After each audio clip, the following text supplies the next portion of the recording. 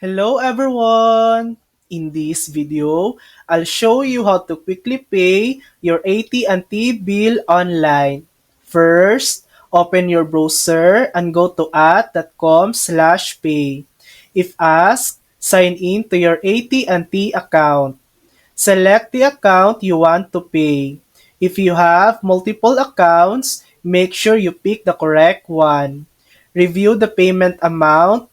You can edit it if you want to pay a different amount. You can also select split this payment to use more than one payment method or schedule payments on different dates. Follow the on-screen prompts to submit your payment. If you have more than one account, just repeat the steps for each one. Remember, if your accounts aren't linked, you'll need to sign in separately for each. And that's it.